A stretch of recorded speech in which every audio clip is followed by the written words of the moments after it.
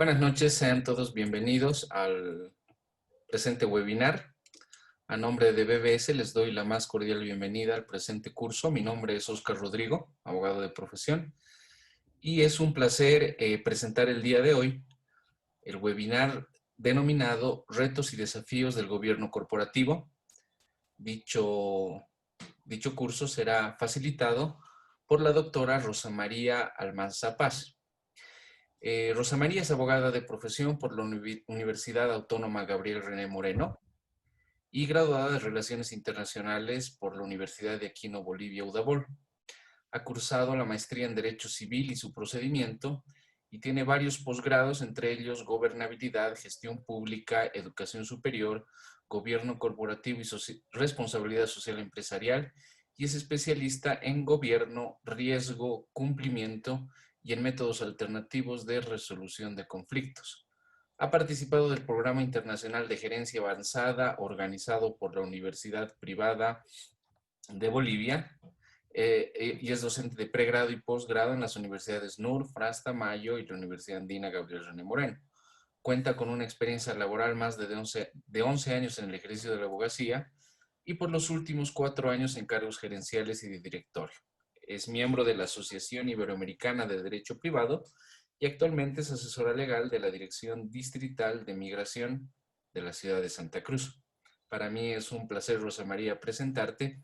Y antes de darte la palabra y que comencemos con el curso, voy a pedir a todos de que las reglas del presente webinar son simples, no activemos nuestras cámaras y podamos hacerles preguntas vía chat que serán resueltas y serán contestadas al finalizar la exposición de la doctora Rosa María Almanza Paz.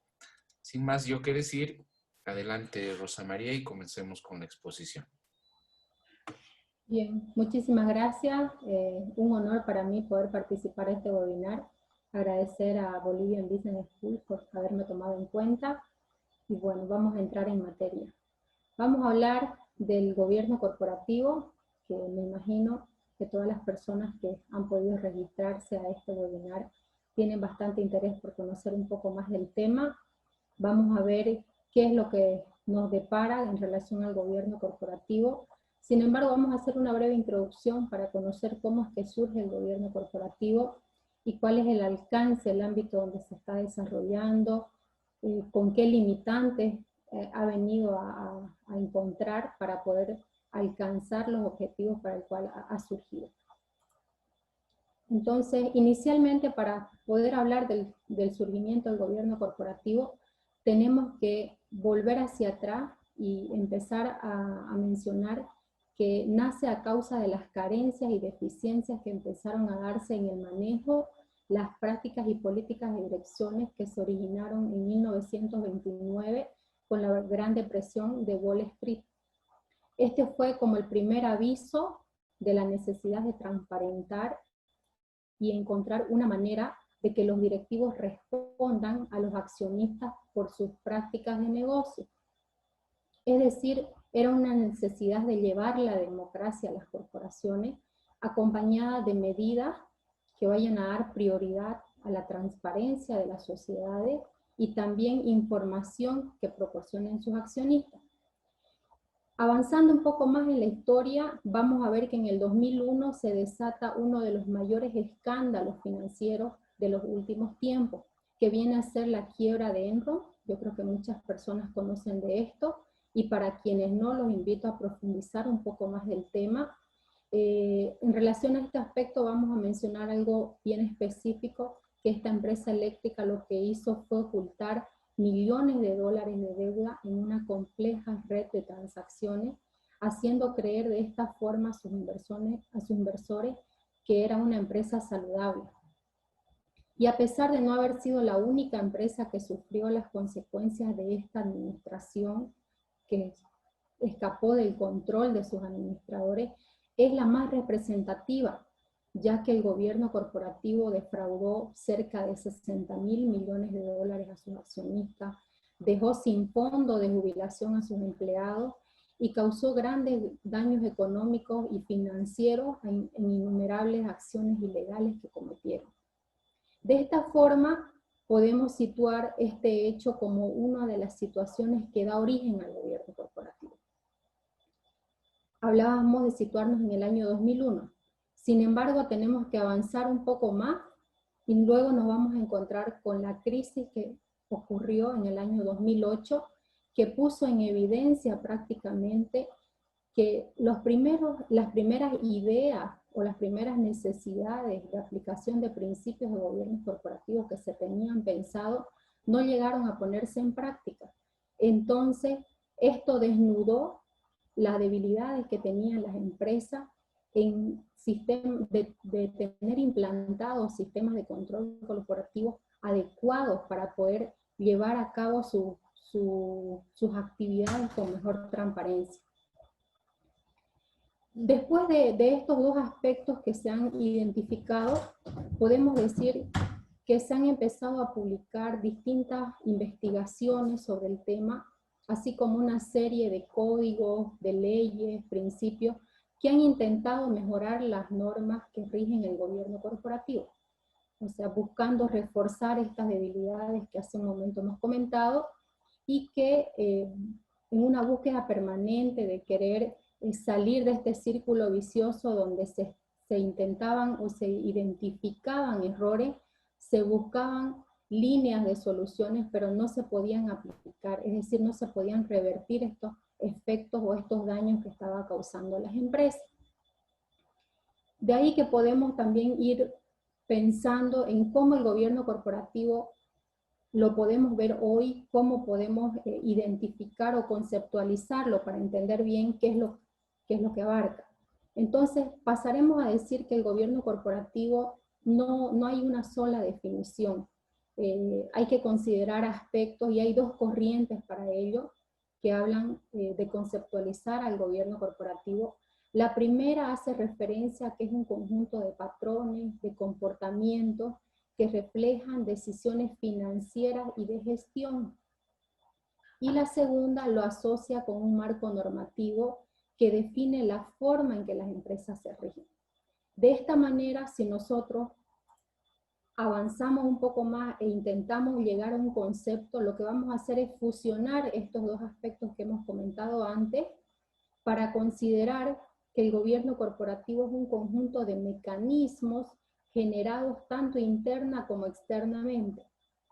Cuando hablamos de gobierno corporativo nos estamos refiriendo a lo que son las normas, las reglas, los procedimientos, las políticas que tienen que implantarse al interior de una empresa para que pueda tener una relación o un contacto sobre la base de la transparencia con los demás.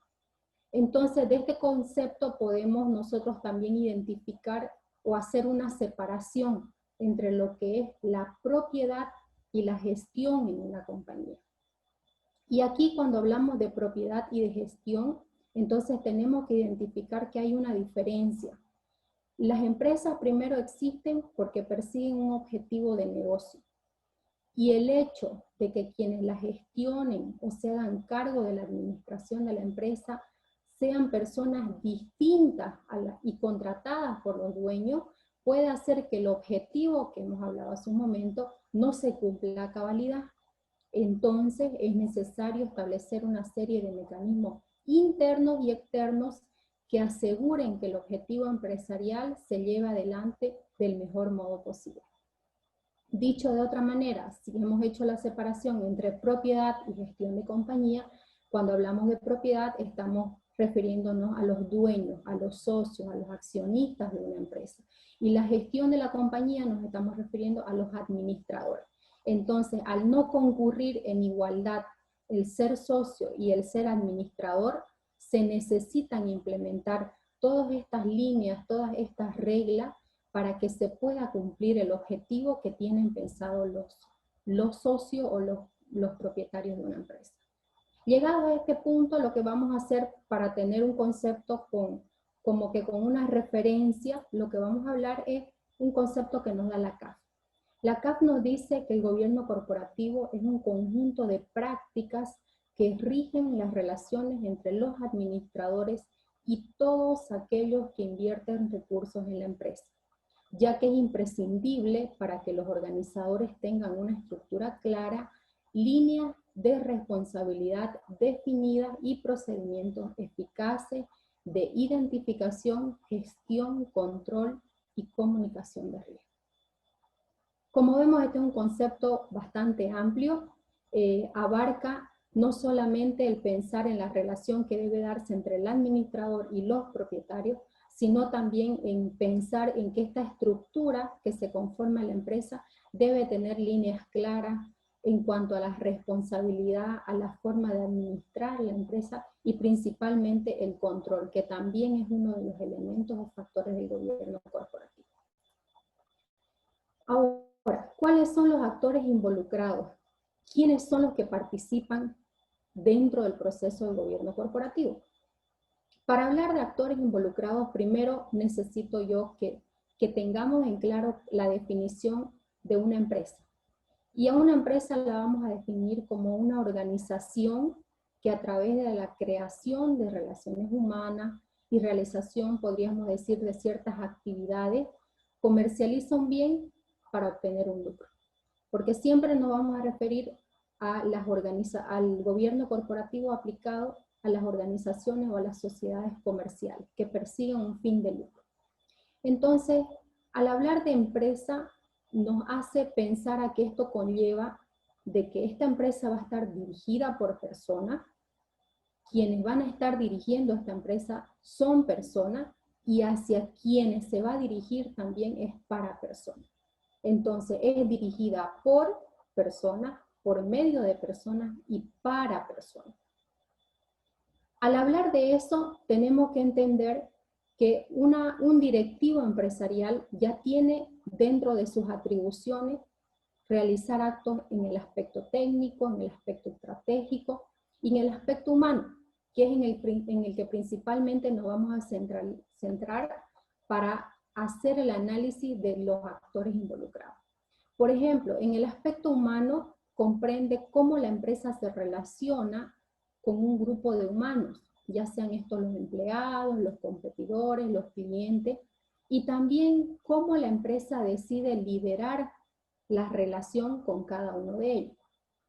De esa manera nosotros vamos a identificar que un directivo en ese concepto de relación humana es clave, y también es clave la responsabilidad que va a asumir en su relación con todos estos actores con los que se va a involucrar. Para llegar a establecer o explicar cómo es que se relaciona con estos actores que están alrededor de lo que al centro se denominan los stakeholders, este es un término anglosajón que lamentablemente no podemos encontrar una definición o un concepto en el castellano, pero anteriormente hace referencia a lo que eran los grupos de interés. Entonces, en la actualidad sí, normalmente se los llaman ya stakeholders, y los stakeholders es un grupo de personas que importan a la empresa. Es decir, son aquellos que en determinado momento nos pueden pedir cuenta por las consecuencias de nuestros actos. Estos grupos de una u otra manera se pueden ver afectados por las operaciones de la empresa. Ahora, vamos a pasar a entender un poco en qué consisten cada uno de estos miembros, de estos actores que participan en el gobierno corporativo. Por ejemplo, en el caso de los accionistas o propietarios, nos estamos refiriendo ya sea a personas naturales o jurídicas, porque una empresa también puede tener como socio o asociado o accionista a una empresa jurídica. Entonces, los accionistas o propietarios son las personas que poseen participación en esa propiedad. Cuando hablamos de sociedades de capital, se llaman accionistas. Cuando hablamos de sociedades de responsabilidad limitada, se llaman socios. Y la primera responsabilidad de la empresa tiene que ver con todo esto.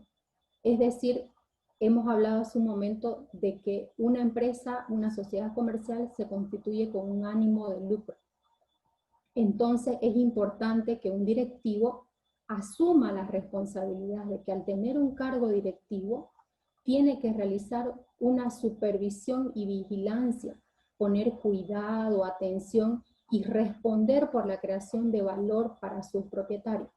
Estos propietarios, desde luego, ellos han hecho una inversión al constituir la empresa, al crearla, al hacerla funcionar. Entonces, ellos no han prestado un capital. No es que si ocurre algo malo, se le va a devolver el dinero. Ellos deben de asumir la responsabilidad. Cosa distinta ocurre con los prestamistas o acreedores que tuvieron empresa, porque si ocurriera algún tema de quiebra, por ejemplo, en una empresa, los prestamistas o acreedores legalmente están respaldados porque pueden acudir a la vía judicial para hacerse el pago a través de la venta de los activos. Sin embargo, en el caso de los accionistas o de los propietarios, estos están asumiendo un riesgo y están depositando la confianza, están depositando todo su valor o su entrega que han dado para esa empresa en sus directivos. Por otro lado, tenemos los empleados. Los empleados vienen a ser las personas que desarrollan su trabajo en la organización, ya sea con un contrato laboral, con un contrato profesional, con alguna terciarización de trabajo, según el tipo de actividades que vayan a realizar, ¿no? En términos generales, quizás podemos decir que los empleados se los puede agrupar en dos grupos, ¿no? Los directivos y los no directivos. Los directivos van a ser los que forman parte del consejo de administración, los que están encargados de liderar y de llevar a ejecutar y a supervisar todas las políticas que tiene la empresa. Los no directivos son las personas que están en la parte operativa, que están viendo las cosas del día a día. Normalmente los no directivos están representados por un sindicato de trabajadores, obviamente según el tipo de empresa, según la cantidad de trabajadores que hubiera, ¿no? Por otro lado tenemos los clientes, que los clientes vienen a ser aquellos que compran o consumen el bien que comercializa la empresa. Por ejemplo, en bienes industriales los compradores van a coincidir con los consumidores. Pero esto no ocurre en el caso de los bienes de consumo, ya que quien compra el producto no tiene por qué consumirlo. Aquí podemos hablar de dos tipos de clientes. El que compra el bien que la empresa vende, que lo vamos a llamar como un comprador, y el que lo consume, que viene a ser como el consumidor. Para poner un ejemplo y clarificar este tema, por ejemplo, vamos a hablar de una empresa que produce yogures. Su comprador es el supermercado y cualquier otro canal de distribución, y el consumidor va a ser el que está comprando el yogur en el supermercado. Es decir, que ahí no concurren el comprador y consumidor juntos. Por eso que hacíamos esa diferencia. Luego, ¿cuál es otro actor que participa en este proceso de relación que tiene la empresa y contra quienes probablemente deba de rendir cuentas en algún momento? Acá situamos a los proveedores. Los proveedores vienen a ser aquellos que le venden algo a la empresa en función al tipo de actividad que ésta realice. Podemos hablar de proveedores que proveen bienes, servicios, que le proveen productos, que proveen quizás consultoría, pero que de alguna u otra manera están dando o están llenando una necesidad que tiene la empresa. Otro de los actores son los competidores. Los competidores son todos aquellos que comercializan el mismo producto de la empresa para los mismos clientes. Aquí podemos quizás identificar dos tipos de competidores. Al competidor directo, que es el que comercializa un producto sustituto de la empresa y lo vende con las mismas características. Y al indirecto, que es el que vende un producto pero en diferentes condiciones. Otro de los actores que tenemos, y el último que vamos a mencionar, son las administraciones públicas. Las administraciones públicas nos vamos a referir prácticamente a lo que es el Estado, y este actor participa o tiene relación con la empresa en el sentido de que vienen a ser entes legisladores, reguladores o poderes públicos que vienen a establecer el marco normativo por el cual las organizaciones van a desarrollar sus actividades. Es decir, que van a establecer una serie de derechos que pueda tener esta sociedad, como también a imponerle una serie de obligaciones.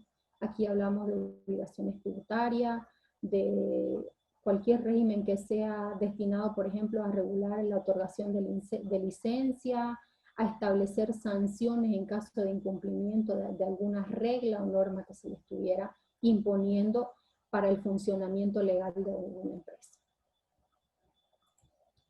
Ahora, el siguiente punto que vamos a ver son las buenas prácticas recomendadas.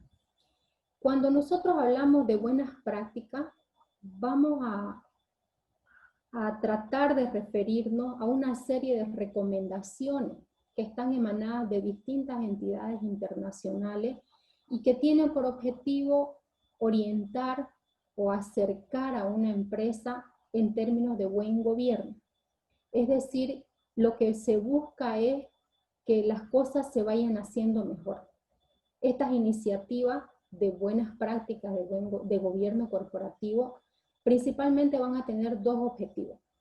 El primero, que es realizar recomendaciones de alcance general, de alcance empresarial en particular, para establecer mecanismos internos que puedan regular el control que debe tener una empresa.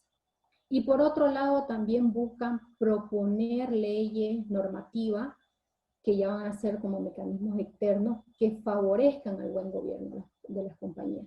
Es decir, que estas buenas prácticas buscan ayudar a que las empresas se desarrollen internamente a través de mecanismos internos y externamente a través de leyes y normativas. Los mecanismos internos estamos hablando, refiriéndonos a lo que son sus políticas, sus procedimientos. Entonces, analizado desde el punto de vista empresarial, tiene lógica hacer del buen gobierno una práctica habitual. Y quizá podamos preguntarnos o nos surja la duda, ¿qué interés podría tener el Estado o un país en que sus empresas tengan o muestren un buen gobierno corporativo? Yo creo que la respuesta va a ser simple. Si existen empresas mejor gobernadas, van a tener un mayor valor, un mejor rendimiento, entonces este conjunto de empresas mejor gobernadas va a hacer que el país se vea afectado positivamente en un crecimiento. Y obviamente si hay mayor crecimiento en el país, hay mejoras en salarios, mejoras en empleo, en la calidad de vida de los mismos habitantes. Entonces, podemos concluir que las empresas mejores gobernadas contribuyen al crecimiento de una nación y a mejorar o a incrementar el valor de la economía. Ahora, veamos estos puntos que se han mencionado, que se han identificado como específicamente los más importantes en relación a las buenas prácticas del gobierno corporativo. Por ejemplo, hablamos de promover un adecuado ambiente de control. Este aspecto se refiere a que la entidad debe promover, de acuerdo a sus necesidades, debe tomar en cuenta el volumen o la complejidad de sus operaciones. Es decir, debe considerar específicamente un ambiente de control para identificar cuáles son los flujos de sus transacciones y dónde debe establecer los puntos de control. Debe tener sistemas de información adecuados, que sean eficaces y que permitan tener puntos de control en aspectos tributarios, en aspectos legales. Es importante también hacer una revisión periódica de estos controles, porque hay que identificar si las personas que están participando en estos controles nos están dando los resultados, lo que está esperando la empresa en el aspecto del control. El otro punto que tenemos es elaborar informes anuales que representen la imagen fiel de la empresa.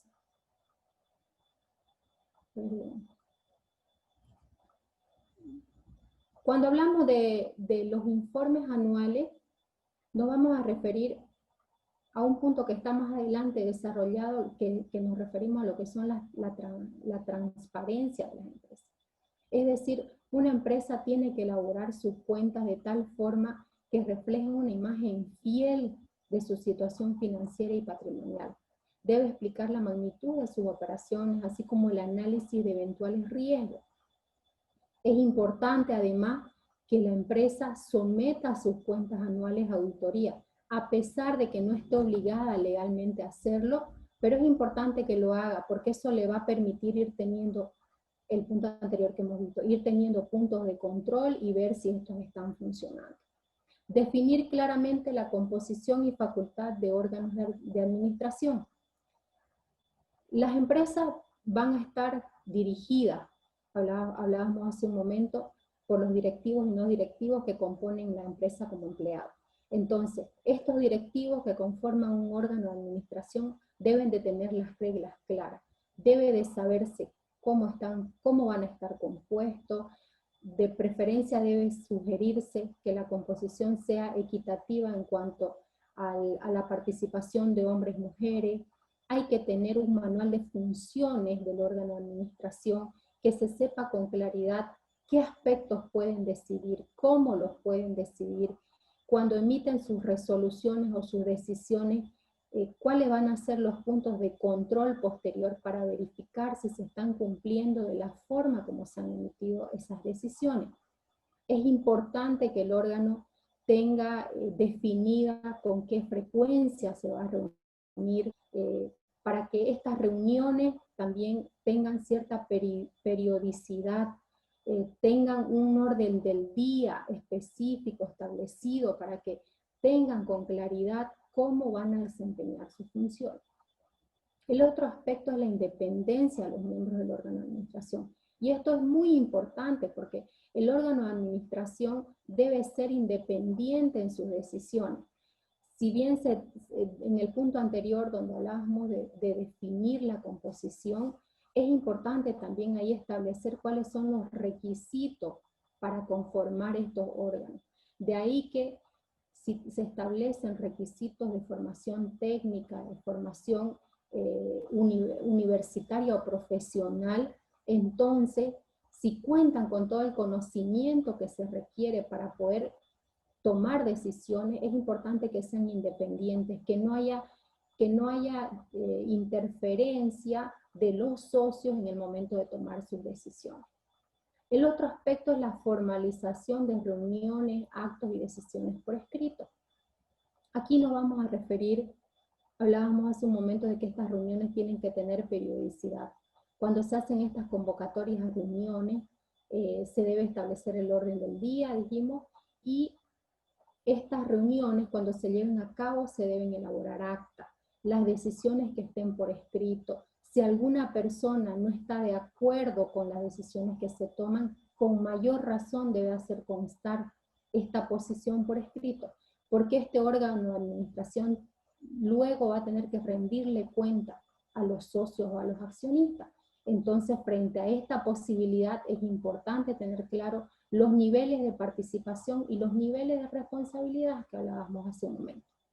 El otro punto que tenemos es establecer una política de gestión de riesgo.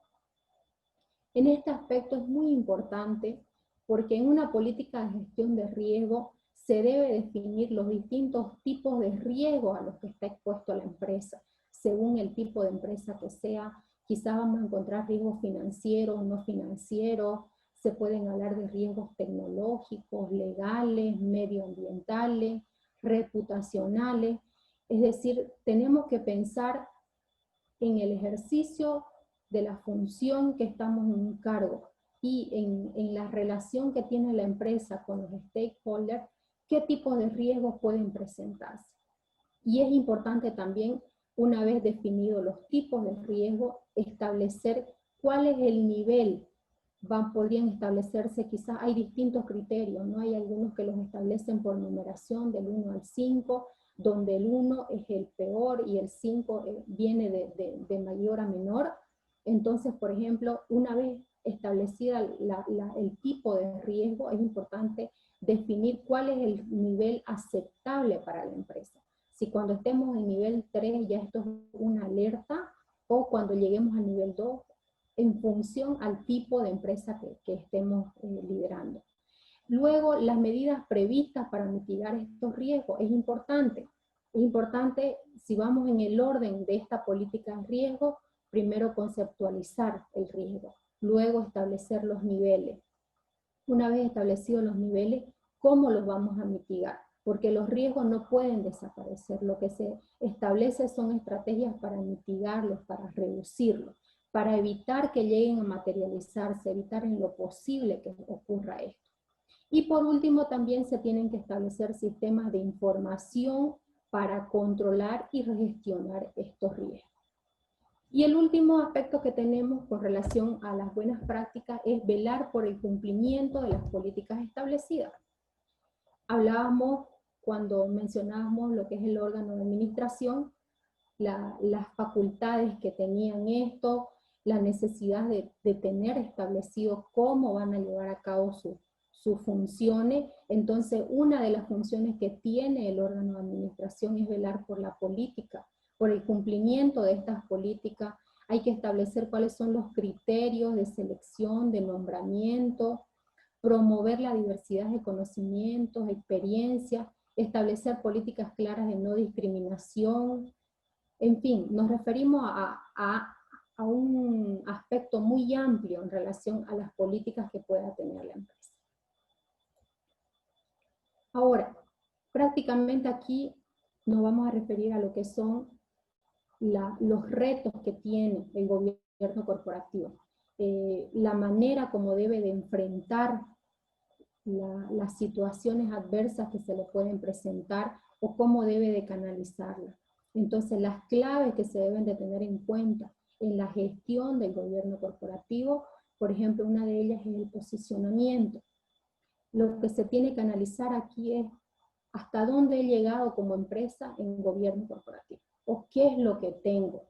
Hay que realizar un diagnóstico de la situación actual de la empresa. Es importante hacer esto porque contribuye a identificar las áreas que hay que mejorar y a incrementar una capacidad de valor para generar eso, una mejora en la compañía. También el realizar este análisis de posicionamiento permite mayor garantía de resultados y transparencia o una seguridad jurídica que puede transmitir la empresa hacia sus stakeholders. El otro punto que podemos mencionar es el sistema de control. Los sistemas de control, nos vamos a referir, que hace un momento los hemos hablado, los sistemas de control interno que debe tener una empresa. Sabemos que con la digitalización que ha llegado al mundo, se han generado distintas oportunidades, pero también estas nuevas oportunidades vienen pegadas con riesgos inherentes, como por ejemplo podemos hablar de la ciberdelincuencia. Entonces, la empresa necesita contar con planes de prevención, de recuperación de posibles ataques o amenazas que puedan darse. Aquí un modelo de control interno eficaz tiene que estar alineado a las normas y estándares en materia de cumplimiento normativo, que básicamente se sustentan en prevenir, en detectar y en responder frente a un posible ataque o amenaza. El otro punto que tenemos, por ejemplo, también es el reporting corporativo. Aquí nos referimos nosotros a lo que es la información que es requerida por el órgano de administración, la necesidad de que sea entregada de forma rápida, casi o prácticamente en tiempo real, que sea fiable, que los datos sean correctos, porque en base a esto el órgano de administración toma una decisión. Luego tenemos, por ejemplo, la actuación diligente. La actuación diligente implica la obligación que tienen los administradores de estar informados sobre cómo marcha la sociedad. Y cuando han identificado algún riesgo, algún peligro, alguna posibilidad que ponga en riesgo, ya sea el patrimonio, el funcionamiento de la empresa, actuar oportunamente. Entonces, para ello es importante que cuenten con programas y procedimientos que respalden, que aporten a la seguridad y a los protocolos para que de esta manera cuando tomen decisiones estén adecuadamente respaldados. No haya que crearse recién los documentos frente a una situación que ha surgido. Se trata de actuar diligente, de ser preventivo, de adelantarse a las situaciones para poder tener ya definida cuál es el momento en que debe de actuarse frente a un posible riesgo o amenaza. El otro aspecto que tenemos, que es el cumplimiento de los objetivos, ya aquí nos vamos a referir a que hay que tomar en cuenta que el trabajo que hace el Consejo de Administración en una sociedad es importante y tiende a realizar una evaluación periódica del funcionamiento que está llevando a cabo en relación a la empresa. Es decir, en términos generales, viene a ser como buena práctica que esta evaluación se realice anualmente y que se elabore un plan. Es importante tomar en cuenta que el cumplimiento de los objetivos está refiriéndose a los objetivos que se le ha asignado al órgano de administración, como también a los objetivos que se hubieran trazado para la empresa. El otro aspecto que tendríamos que considerar es una política de retribución. Aquí, cuando hablamos de políticas de retribución, nos vamos a referir a lo que son las remuneraciones que debe darse al órgano de administración, a los consejeros, a los directivos.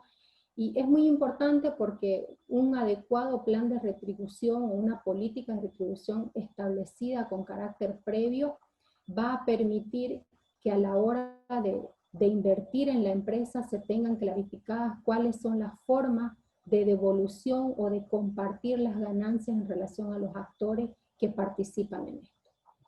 Luego tenemos también lo que viene a ser el cumplimiento de requisitos y lo que viene a ser en el tema, en el área fiscal. En el área fiscal, la verdad es que toma bastante importancia este aspecto porque aquí nos vamos a referir a lo que son las políticas fiscales y aquí resalta bastante el tema de la transparencia, porque la empresa va a absorber un nivel de riesgo que está asumiendo al momento de haberse creado, al momento de haber tomado ciertas decisiones, y es importante que sus políticas fiscales sean transparentes, sean comunicadas, porque debe tomar en cuenta que el incumplimiento a la normativa puede generarle un posible daño reputacional y este aspecto sí que es irreversible. Bueno, y con relación a la creación de valor, en este aspecto hemos mencionado dos puntos muy importantes que consideramos. Uno va ligado con relación a la ética. Y aquí hemos conceptualizado a la ética como un conjunto de reglas morales aceptadas por una sociedad que se compromete a respetar. Es decir, que la ética, como un aspecto de creación de valor en la empresa, lo vamos a considerar, por ejemplo, en el aspecto de la ética en los negocios. Aquí se habla mucho de la ética en los negocios en relación a que la empresa debe actuar de forma transparente, debe actuar en base a principios que hubiera preestablecido. La ética empresarial haciendo referencia a la relación que va a tener con otras empresas. Y la responsabilidad social corporativa, que viene a ser el mismo ámbito de relación que tiene con uno de los stakeholders, que es la sociedad, en hacer una posible retribución o devolución o compartimiento de su régimen de utilidades a través de distintos programas que pueda desarrollar la empresa. En relación al ámbito de la transparencia, por ejemplo, aquí hablamos de una necesidad de información que debe darse, de transmitir esta información a la sociedad. ¿Y qué tipo de información es lo que la sociedad necesita? Necesita información en sus actividades comerciales, en su gestión financiera, en los resultados. Esto no se trata de difundir toda la información abiertamente, pero hay que tomar en cuenta que cuando vimos los actores involucrados, todos estos actores que han intervenido de una u otra manera, en algún momento pueden pedirnos rendición de cuentas. Entonces, si ocurre esta situación, es como que tenemos que estar preparados para ello. Contar con la información disponible y la información correcta, con la información real, porque el tema de transparencia y de ética le crea valor, le agrega valor a la empresa, la posiciona en un lugar distinto en relación a otra empresa. Vamos a pasar al último punto que tenemos, que es en relación al papel que tiene la autoridad de fiscalización y control de empresa en relación a lo que es el gobierno corporativo. La autoridad de fiscalización de empresa viene a ser el órgano estatal y entre sus principales funciones está la de fiscalizar, controlar, supervisar y regular las actividades que realizan las empresas. Y esto tiene alcance en relación al gobierno corporativo, defensa de la competencia, reestructuración de empresas y registro de comercio. Los tipos de sociedades que vienen a estar fiscalizadas por la autoridad de empresa vienen a ser todas las sociedades comerciales que están reconocidas por el Código de Comercio. Así tenemos las empresas unipersonales, las colectivas, en comandita simple, la de responsabilidad limitada, las sociedades anónimas, en comandita por acciones, las asociaciones accidentales o de cuentas en participación. Ahora bien, en relación al gobierno corporativo, tenemos dos resoluciones que han sido emitidas por la AEM. Estas dos resoluciones, al igual que este material y algunos videos de apoyo, los pueden encontrar en la plataforma de BBS. Ahí ustedes pueden contar con todo este material de apoyo de esta webinar. Aquí vamos a referirnos a que el marco normativo de estas dos resoluciones y a establecer las obligaciones principales que se regulan en estas dos resoluciones. Por ejemplo, establece la obligatoriedad de crear un reglamento de acceso a la información. Es decir, que las empresas deben de tener con claridad cuál es el procedimiento de acceso a la información, cómo los socios pueden pedir información al órgano directivo o a los administrativos. Y también el procedimiento en cuanto a plazo, cuánto en plazo y forma, cómo tienen que entregar la información, dentro de qué plazo deben de cumplir con esta entrega, porque obviamente es importante porque de esta manera, ya sea los accionistas o el órgano de administración cuando requiera de esta información, ellos van a tomar decisiones. Entonces, volvemos a lo que dijimos hace un momento, esta información debe ser veraz, debe estar respaldada, porque en base a eso se van a tomar decisiones. El otro aspecto es promover políticas y conductas de comportamiento ético de la sociedad en las cuales se considera a los terceros interesados en las tomas de decisiones. Fíjense, al iniciar el webinar en una parte hablamos de los stakeholders. Aquí nuevamente ya la AEM lo está reconociendo, lo está mencionando, y lo que exige es que se establezcan políticas y conductas de comportamiento. Es decir, cómo me voy a relacionar yo con los stakeholders, cómo yo voy a tener este nivel de retroalimentación en cuanto a información. El otro es el de impulsar la responsabilidad de los administradores en cuanto a la emisión de información transparente. Lo que hablábamos hace un momento, la transparencia como una creación de valor de la empresa. La transparencia también en aspectos de que necesita ser transmitido lo que está ocurriendo al interior de la empresa. Luego, asegurar que la sociedad cuente con mecanismos internos o externos que le permitan verificar el cumplimiento de las disposiciones legales aplicables. Es decir, hay que tener claro cuáles son nuestros procedimientos, cuáles son nuestros mecanismos, nuestros sistemas de control interno y externo de cumplimiento normativo. El otro sería establecer o realizar un plan estratégico de implementación de medidas de gobierno corporativo. Esta resolución ya lo que hace es exigir que las empresas tengan un plan de gobierno corporativo, establezcan cómo lo van a implementar, cómo lo van a cumplir, en qué plazo, quiénes son los actores que van a participar. Y finalmente, emitir de forma anual un reporte de gobierno corporativo. Es decir, que no basta con tener mi plan de implementación, con tener mis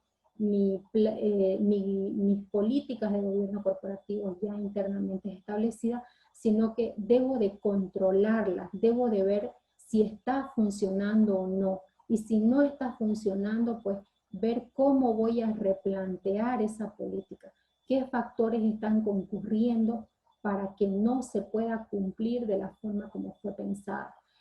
¿Hubo error al momento de formularla o hubo error al momento de cumplirse en la práctica? Esos tipos de controles son los que necesitan las empresas. Bien. Eso es todo. Bueno, muchas gracias. Vamos a proceder a la ronda de preguntas. Ariel León te pide que hagas comentes si las resoluciones 99 y 25 están en vigencia y si puedes dar una breve explicación de lo que se trata. Perdón, ¿cuál resolución dice? La 99 y 25 de la Autoridad de Empresas. La que mencionamos al final, ¿no? Así es. 99 y la 25. Sí, ambas están en vigencia y dentro de los puntos que hemos puesto acá, digamos, son los más importantes. En realidad la 99 fue la que vino a establecer las líneas del gobierno corporativo y la 25 fue la que vino a realizar algunas modificaciones, pero no la dejó sin efecto a la anterior. Ambas concurren en vigencia, pero la 25 fue la que implementó algunos cambios. Perfecto. Si tienen más preguntas, pueden hacerla vía chat y las va a responder Rosa María.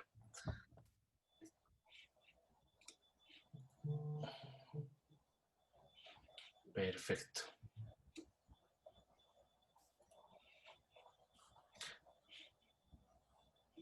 Si tienen más preguntas. Bueno, comentarles, si no existen más preguntas, comentarles que ya BBS, en convenio con la Universidad La Salle, va a lanzar el curso de gobierno, el diplomado, perdón, de gobierno corporativo y compliance. Y este diplomado tiene como objetivo abordar una temática distinta en relación a lo que es la oferta académica que vivimos o que tenemos en nuestro país. En ese sentido, en su momento los vamos a invitar y vamos a publicitar este aspecto de la manera correspondiente. Otro aspecto, antes de finalizar, es justamente de que los que quieran adquirir el certificado de participación del curso puedan comunicarse con los números de BBS y tienen los datos necesarios en el chat del presente curso para poder realizarlos.